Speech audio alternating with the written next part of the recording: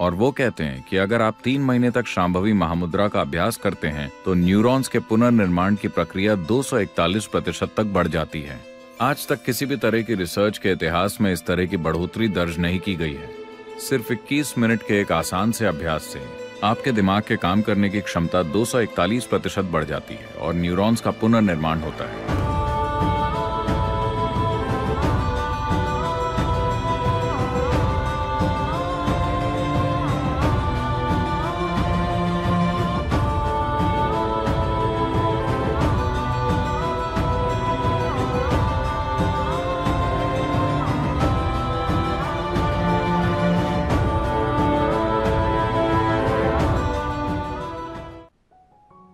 सौर मंडल की बनावट और अंतरिक्ष की ऐसी ही दूसरी प्रणालियां, आकाशगंगाएं वगैरह, ये सब इस रूप में हैं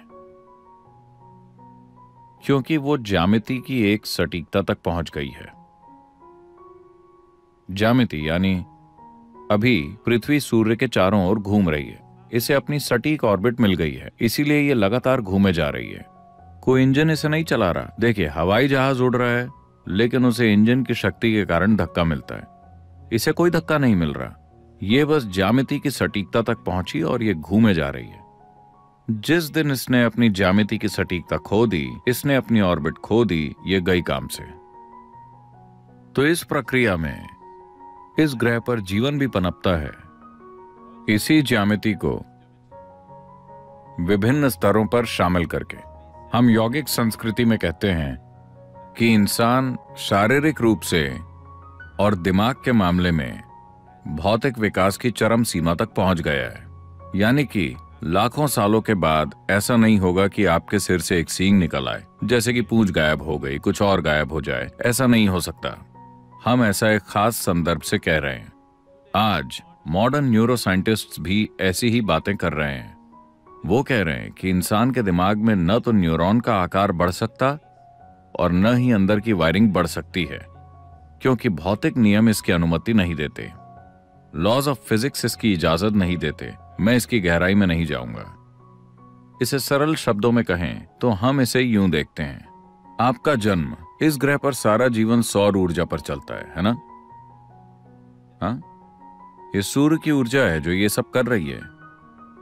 साथ ही साथ चंद्रमा के गोल घूमने और चक्कर लगने का भी हमारे ऊपर प्रभाव पड़ता है। समुद्र का स्तर भी चांद की गति के साथ कम ज्यादा हो रहा है। चूंकि हमारी माताओं के शरीर चंद्रमा की परिक्रमा के साथ तालमेल में थे, हम पैदा हुए और अभी हम यहां हैं। हाँ, अगर चंद्रमा की 28 दिन की परिक्रमा महिलाओं के शरीर में खुद को न दोहराती तो आप और मैं पैदा ही नहीं हुए होते। तो चूंकि ये उस हद तक पहुंच गया है, हम कहते हैं कि भौतिक नियम इस हद तक पहुंच गए हैं कि इस ग्रह पर जीवन अब और विकसित नहीं हो सकता। आपके पास जो कुछ भी है, आप उसका पहले से बेहतर इस्तेमाल कर सकते हैं। उसी तकनीक का इस्तेमाल करते हुए हमने पहले साधारण फोन, फिर स्मार्टफोन और फिर आईफोन बनाया। इसी तरह हम इसका बेहतर इस्तेमाल करना सीख सकते हैं। लेकिन मूलभूत भौतिक नियम इस प्राणी को और विकसित होने की इजाजत नहीं देंगे। तो क्या यह संयोग से हो गया? नहीं। विकास का सिद्धांत, आप चार्ल्स डार्विन को जानते हैं, जिन्होंने कहा कि आप बंदर थे? मैंने नहीं, उन्होंने कहा। अगर आप विकास के सिद्धांत को देखें, जिसे सिर्फ 150 साल पहले ही प्रस्तुत किया गया था, हम हजारों साल पहले ये कह चुके हैं। मतलब, क्या आप 10 अवतारों के बारे में जानते हैं? कम से कम 9 तो आप जानते होंगे जो आ चुके हैं। पहला क्या है? मत्स्य अवतार। मत्स्य अवतार का मतलब है मछली या पानी का जीवन। इस ग्रह पर जीवन की शुरुआत पानी के अंदर हुई। अगला अवतार क्या है? कूर्म अवतार, एक कछुए की तरह उभयचर, आधा पानी में और आधा जमीन पर। अगला है वराह अवतार, सुअर या जंगली सुअर। सभी स्तनधारियों में से जंगली सुअर एक ऐसा जानवर है जो अपने शरीर के साथ बहुत मजबूती से जुड़ा होता है। हम जंगल के पास रहते हैं। हम देखते हैं कि आदिवासी लड़के हिरण को एक छड़ी से मार सकते हैं। अगर आप उसे एक छड़ी से मारते हैं तो वो मर जाएगा। गली के कुत्ते हिरण का शिकार कर सकते हैं। पर जंगली सुअर को मारने की आप कोशिश करके देखिए, उसे मारना इतना आसान नहीं है।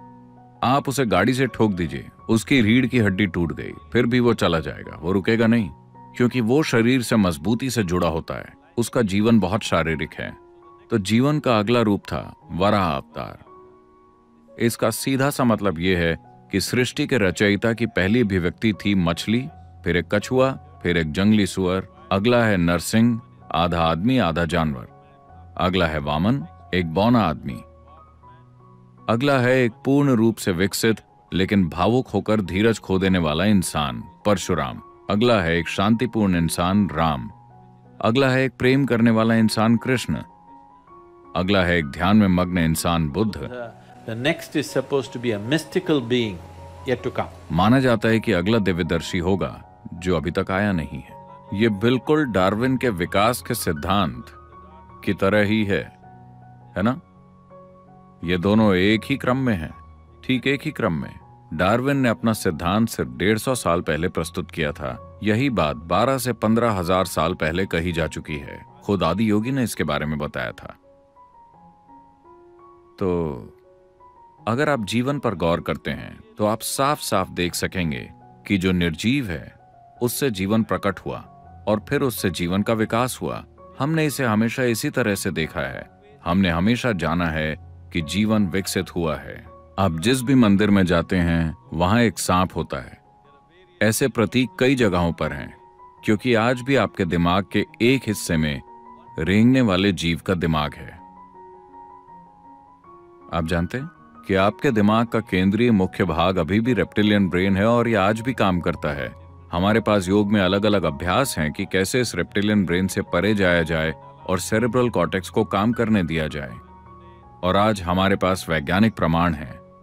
यूनिवर्सिटी ऑफ कैलिफोर्निया ने शांभवी महामुद्रा पर साइंटिफिक स्टडीज की हैं। ये बुनियादी क्रिया है जिसे हम सिखाते हैं, और वो कहते हैं कि अगर आप 3 महीने तक शांभवी महामुद्रा का अभ्यास करते हैं तो न्यूरॉन्स के पुनर्निर्माण की प्रक्रिया 241% तक बढ़ जाती है। आज तक किसी भी तरह की रिसर्च के इतिहास में इस तरह की बढ़ोतरी दर्ज नहीं की गई है।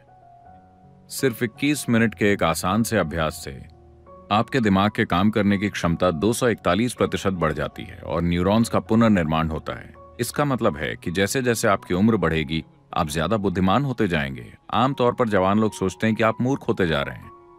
हाँ, आपका दिमाग असल में बढ़ रहा है।